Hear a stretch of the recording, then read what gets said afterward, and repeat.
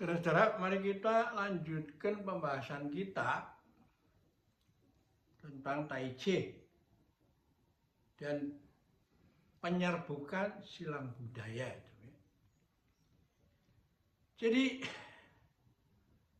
konsep Tai Chi itu basically adalah di dalam hitam ada yang putih, di dalam putih ada hitam itu.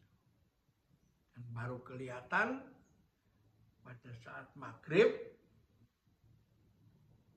yang menuju ke hitam, peralihan dari putih ke hitam, dan pada saat subuh dari hitam menuju terang, ya kan?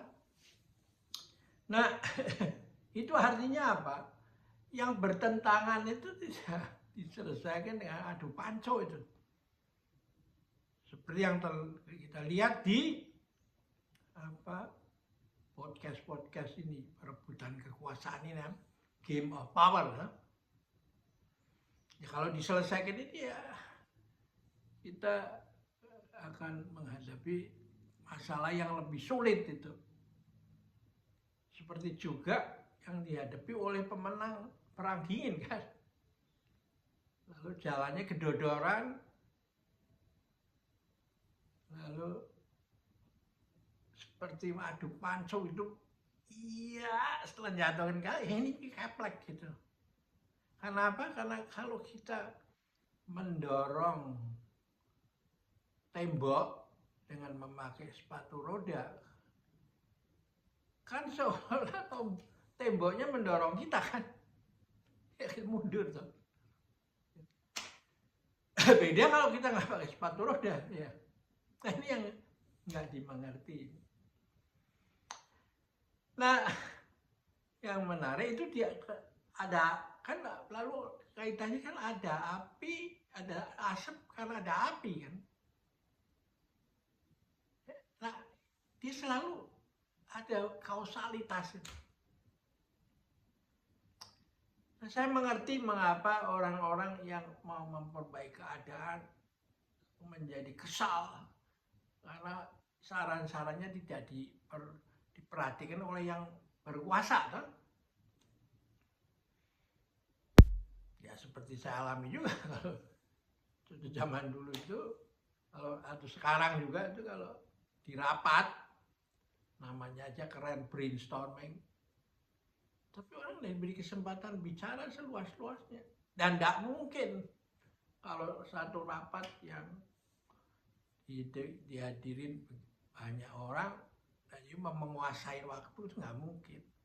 Nanti moderator akan mengatakan, sorry, mohon dibatasin waktunya, Pak. Ya, saudara-saudara, kita tutup dulu, kita silahkan kita stop dulu karena ide Anda sudah ditangkap lah. Jadi apa yang terjadi ya? Seperti orang yang mau buang air kecil di stop di tengah jalan, ya.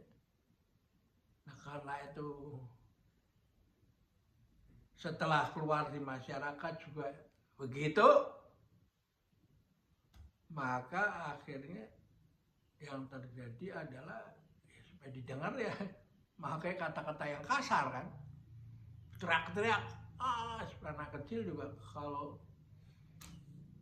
minta apa-apa dari ibunya nggak dikasih, ya dia berteriak-teriak, menangis, bahkan bila perlu kepalanya dibenturin ke tembok.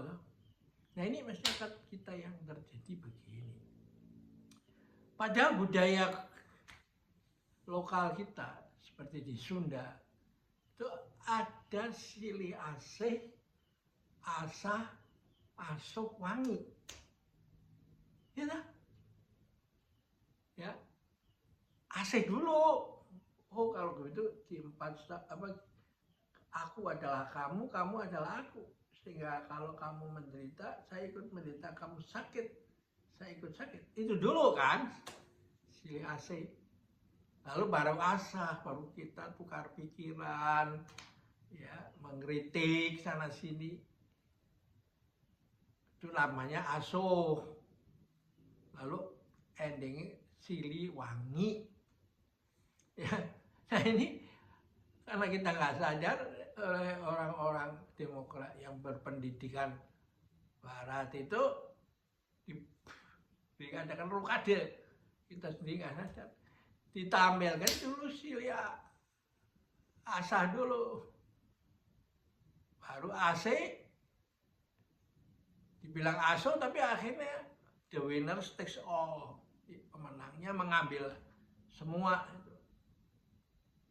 sehingga lalu follow-up-nya rule of law diganti law of the ruler, ya, hukumnya si penguasa. Nah, ini yang mau dicek, ditegaskan di dalam Tai Chi, latihan Tai Chi. Itu akhirnya harus win-win kan. Ya. Nah, ini di timur ini kurang lebih spiritnya sama. Apakah itu di India, apakah itu di Tiongkok, di semua daerah ini.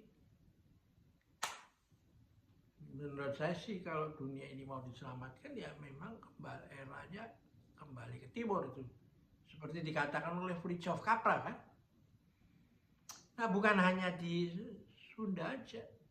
Di Indonesia Timur, kitong semua bersaudara, ya nah?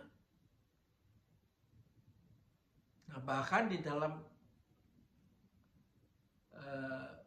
bahasa Indonesia itu mengambil dari bahasa Melayu dari suku kecil yang ada di Riau tuh, ya, dan diterima dengan legowo oleh suku terbesar di Jawa dan Sunda tuh, ya. Nah, tetangganya Betawi juga nggak dicepet sama yang gede-gede ini. Survival of the yang kuat gitu, ya, fittest. Tapi dibiarkan dipakai bahasa Melayu sana. Orang Betawi kan menggunakan bahasa Melayu kan. Jadi inilah yang menurut saya pentingnya dari SD itu kalau bisa diajar dengan gerakan yang sederhana. Dikatakan bahwa hidup ini kait-mengkait antara yang besar dengan yang kecil. Jangan lalu yang besar disalah-salahkan bahwa dibikin seolah mau merampok semua. Itu masih ada cara yang nggak harus gedobrakan begitu, ya toh, yang akhirnya nanti gagal karena setelah dijadikan komunisme dan sosialisme lalu orang malas kerja karena tidak ada insentif toh. Profesor sama orang sederhana kerjaan yang intelektual sama kerjaan pembersihan digaji UMR itu, ya toh, ya. Nah, sedang yang dijadikan welfare state, negara kesejahteraan, orangnya pada kembali malas, sifat satwanya kembali muncul itu. Karena apa? Karena ular atau harimau boleh mengejar habis-habisan mangsanya ketika dia lapar.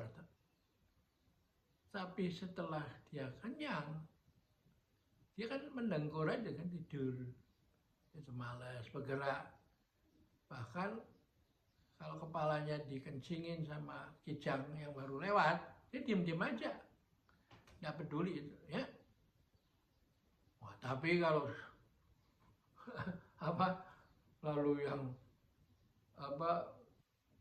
malahan membuat organisasi yang merebut lebih serakah lagi, menjadi orang terkaya di dunia, terkuat di dunia. Akhirnya kan belum lagi, karena antara yin sama yang itu memang harus balance, ya. Oke, kita akhirin di sini dulu. Sampai jumpa lagi.